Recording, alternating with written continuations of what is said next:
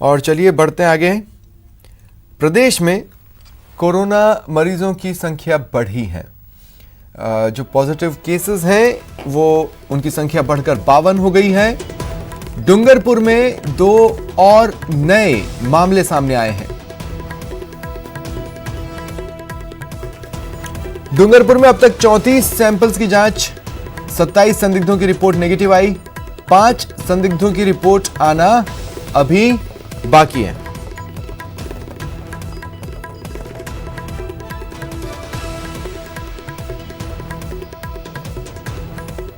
प्रदेश में अब तक 52 पॉजिटिव केस सामने आए हैं।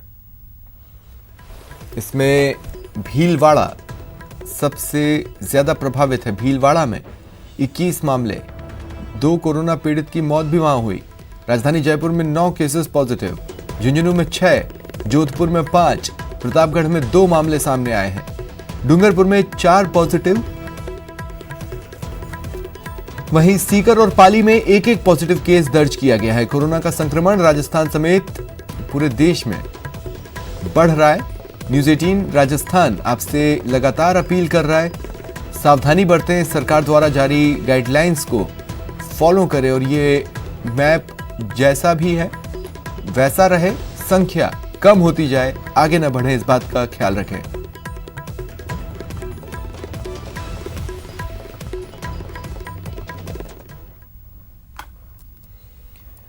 कोरोना को लेकर मुख्यमंत्री अशोक गहलोत सतर्क हैं। कोर टीम के साथ वीडियो कॉन्फ्रेंसिंग उन्होंने की है और इस दौरान उन्होंने प्रदेश के हालात का जायजा लिया। लॉकडाउन को लेकर भी उन्होंने इस वीडियो कॉन्फ्रेंसिंग में चर्चा की। कानून व्यवस्था की स्थिति के बारे में भी अधिकारियों से पूछा, उसका भी जायजा लिया। तो लगातार अलर्ट हैं, सतर्क हैं मुख्यमंत्री अशोक गहलोत, प्रदेश सरकार। कोर टीम के साथ आज मुख्यमंत्री ने वीडियो कॉन्फ्रेंसिंग कर हालात का जायजा लिया।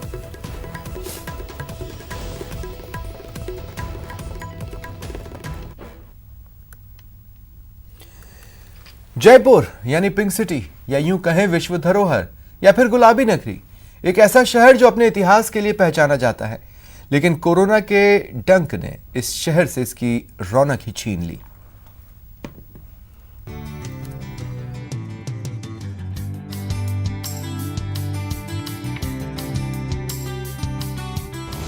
मैं जयपुर हूं। लोग मुझे प्यार से गुलाबी नगरी भी कहते हैं। दुनिया भर में मैंने ही मरुधरा को पहचान दिलाई है। मेरे हृदय पर बने परकोटे दुनिया भर में प्रसिद्ध हैं। मैं कभी सैलानियों से गुलजार भी हुआ करता था, लेकिन अब मेरे चारों ओर सन्नाटा पसरा हुआ है, मानो मैं अपना अस्तित्व ही खो चुका हूँ। एक वक्त था जब मेरे शरीर पर दिन भर लाखों गाड़ियां गुजरती थी, लेकिन आज जहां देखो वहां खामोशी पसरी हुई है। जिन सैलानियों की वजह से मैं गुलजार रहता था, उन सैलानियों को मानो किसी की नजर लग गई है। आखिर ऐसा क्या हो गया? लोग मेरी तरफ आने से कतराने लगे। क्यों? मैं अकेला हो गया हूँ। मैंने लोगों से सुना है कि पूरी दुनिया बीमार है। एक वायरस ने पूरे दुनिया को अपनी चपेट में ले लिया है। उसी वायरस का ही खौफ है कि अब लोग मुझ तक आने पर भी कतरा रहे हैं। चलिए अब मेरे दर्द को जान लीजिए। इस वायरस ने मेरे रामगंज इलाके में एक शख्स को अपनी चपेट में ले लिया है, जिसने रामगंज समेत शहर के 7 थाना इलाकों में कर्फ्यू लगवा दिया। इनमें रामगंज, सुभाष चौक, माणक चौक और कोतवाली के संपूर्ण क्षेत्र में और गलता गेट, ब्रह्मपुरी और नाहरगढ़ थाना इलाके के 4 दीवारी क्षेत्र में कर्फ्यू लगाया गया है। कोरोना मेरे अंदर दायरा ना बढ़ाए, इसके लिए मेरी सीमाएं सील कर दी गई हैं और पुलिस प्रशासन एक्शन में है। ये मुश्किल की घड़ी है जिसमें मैं हैरान भी हूँ और परेशान भी हूँ। मैं कभी कभी टूटने लगता हूँ, लेकिन मेरा इतिहास गौरवशाली है। मैं लड़ूंगा और जीतूंगा। Bureau report, news 18 network. और अब बात एक ऐसी कहानी की जिसे सुनकर न सिर्फ आपको खुशी होगी बल्कि आप गर्व भी महसूस करेंगे। आप सोचेंगे, यही भारत जहां संकट में सब साथ साथ हैं।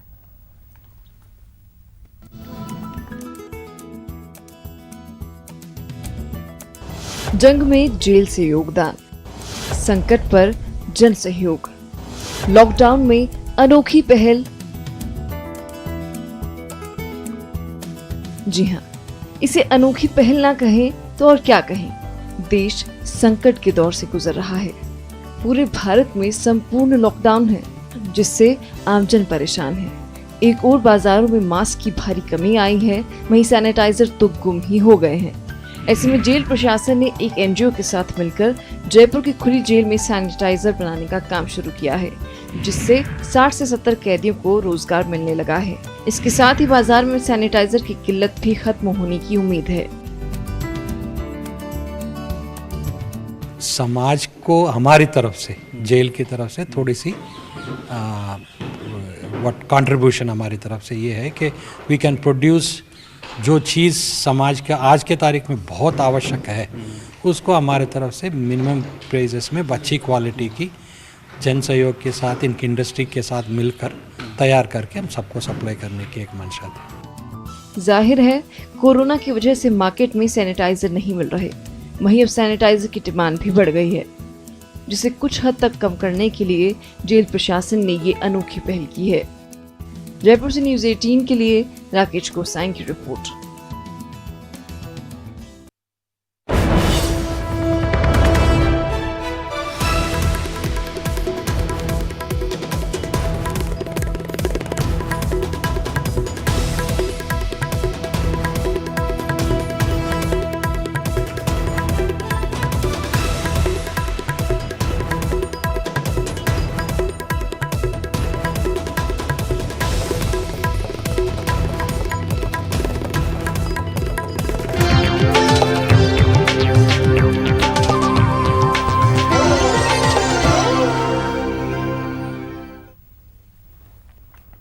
ब्रेक के बाद स्वागत है आप सभी का। कोरोना वायरस और लॉकडाउन के बीच भारतीय रेलवे लगातार 24 घंटे काम कर रही है।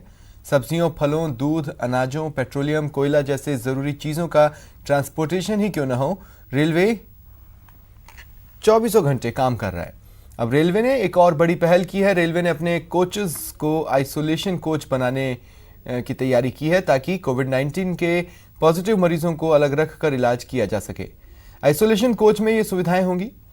पहली, ट्रेनों के कोच के दोनों शौचालयों को बाथरूम में बदला जा रहा है, जिसमें फ्लोरिंग किया एक टॉयलेट पैन भी लगा होगा।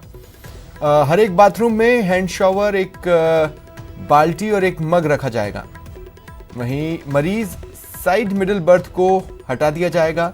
नीचे की बर्थ में प्लाईवुड लगाकर बड़ा स्पेस बनाया जाएगा। मरीज कंपार्टमेंट को अलग रखने के लिए पार्टीशन दिया जाएगा। वहीं अन्य चीजों की भी बात करें तो हर एक कंपार्टमेंट में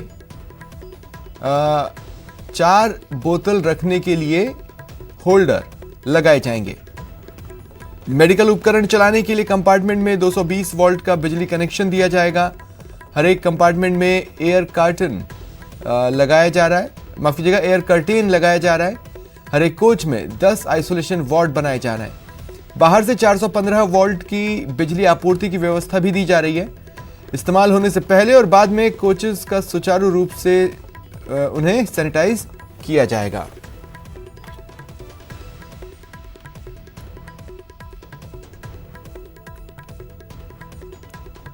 तो ये वो बड़ी खासियतें हैं जो कि आइसोलेशन कोच में उपलब्ध होंगी। जो दोनों शौचालय हैं वहाँ उन्हें बाथरूम में बदला जा रहा है। फ्लोरिंग, एक टॉयलेट पैन भी इसमें लगा होगा और अन्य सुविधाएं।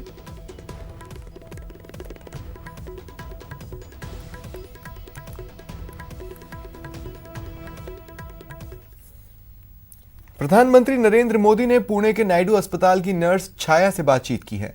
नर्स छाया कोरोना पीड़ितों की सेवा में लगी है। पीएम ने कोरोना पीड़ितों की सेवा के लिए छाया और छाया जैसी नर्सों और डॉक्टर्स का धन्यवाद किया। ओ सर, अब बताइए, आप अपने परिवार को अपनी सेवा भाग के प्रति कैसे आश्वस्त कर पाई, क्योंकि आप तो बिल्कुल जी जान से इन दिनों सबकी सेवा में लगी हुई हो सर। तो परिवार को भी चिंता होती होगी। होती है ना, लेकिन जो चिंता है, लेकिन चिंता तो करनी होती है, लेकिन काम तो करना पड़ता है सर। सेवा देने की है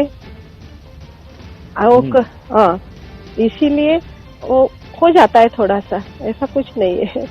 जब पेशेंट आते हैं तो बड़े डरे हुए आते होंगे। हाँ, बहुत डरे होते हैं। एडमिट किया तो डरते हैं, लेकिन हम क्या करते हैं सर, उनको जाके बात करते हैं उनसे कि डरने का नहीं, कुछ नहीं होने वाला, आपका रिपोर्ट अच्छा आएगा और पॉजिटिव आया तो भी कुछ डरने की बात नहीं है। ये हॉस्पिटल में तो अभी 7 पेशेंट अच्छे होकर चले गए हैं और जो 9 पेशेंट है वो तो बहुत अच्छे हैं। वही बताते हमको कि पॉजिटिव आया तो भी कुछ नहीं है, डरने की बात नहीं है, डरने का तो नहीं है। हम उनके जाके उनको दवाई देती है, तो बातचीत करते हैं तो उनको थोड़ा सा अच्छा लगता है, लेकिन डर तो मन में रहता है उनका, लेकिन हम वो डर निकालते हैं। बात अच्छी तरह बात करते हैं जाने के बाद, उनके हॉस्पिटल में एडमिट करने के बाद। पेशेंट के परिवार जरा नाराजगी व्यक्त करते होंगे, क्योंकि बड़ा सबको चिंता रहती है कि नहीं, पेशेंट के परिवार को तो अंदर नहीं आने देते ना सर। हाँ, सिर्फ पेशेंट क्वारंटाइन है ना, तो उनसे तो बात नहीं होती।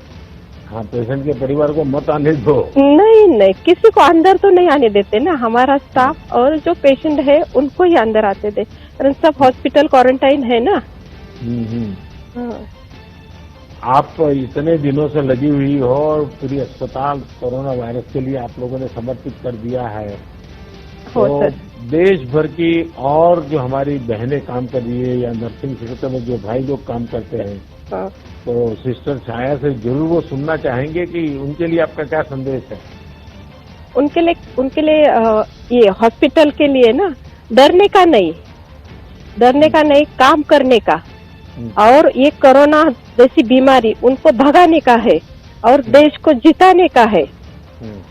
ये ब्रीद वाक्य चाहिए हमारा हॉस्पिटल का। ये चलिए सिस्टर, मेरा आपको बहुत शुभकामनाएं। आप जिस हिम्मत से जुटी हुए हैं, और आपकी तरह देश की लाखों हमारी सिस्टर अस्पताल में है, नर्सिंग स्टाफ है, पैरामेडिकल स्टाफ है, डॉक्टर्स हैं, जिस प्रकार से एक तपस्वी की तरह लोगों की सेवा कर रहे हैं, मैं आपका बहुत बहुत अभिनंदन करता हूं और मुझे अच्छा लगा आपके अनुभव सुन करके। धन्यवाद जी। सर, एक आपको ये हमारे हॉस्पिटल और मैं हमारा पूरा हॉस्पिटल का स्टाफ आपके लिए आदरणीय आपको ये करता है, सैल्यूट मारता है कि हमारे तुमने ये किया, हमारे इतने छोटे से देश के छोटे से हॉस्पिटल में हमारी ये किया, पूछताछ की। इसके लिए हमारा पूरा स्टाफ आपका तहे दिल से आभारी हो और आभारी रहूंगा। मेरा कर्तव्य है और हम सबको मिलकर के लड़ाई जीतनी है। हाँ, वो तो है, लेकिन सर मेरी ड्यूटी कर रही है, आप तो पूरा 24 घंटा या पूरा आप देश की सेवा कर रहे हैं, वो तो तुम्हारा ये हमको ये मानना चाहिए, आभार मानना चाहिए। नहीं, मैं कर्तव्य है, आप लोग मुझसे ज्यादा करते हैं। नहीं सर, हमारे लिए तो तुम भी हमारे देवता है और पूरे देश को तुम्हारे जैसा प्रधानमंत्री मिलना चाहिए। चलिए, बहुत बहुत धन्यवाद आपका, आपकी भावनाओं के लिए। परमात्मा आपको भी शक्ति दे और आप जैसी बहनों के आशीर्वाद मुझे और काम करने की ताकत देते हैं। बहुत बहुत धन्यवाद। Thank you sir. फिलहाल इतना ही, लेकिन अंत में न्यूज़ 18 राजस्थान की आपसे गुजारिश, घर में रहें, बाहर ना निकलें, लॉकडाउन को हल्के में बिल्कुल ना लें। वायरस को हराने का फिलहाल यही सबसे बेहतर तरीका है। और हाँ, अगर आप तक खबरें पहुंचाने की जिम्मेदारी नहीं होती तो हमारी टीम भी घर पर ही होती, इसलिए घर पर रहिए, सुरक्षित रहिए। नमस्कार।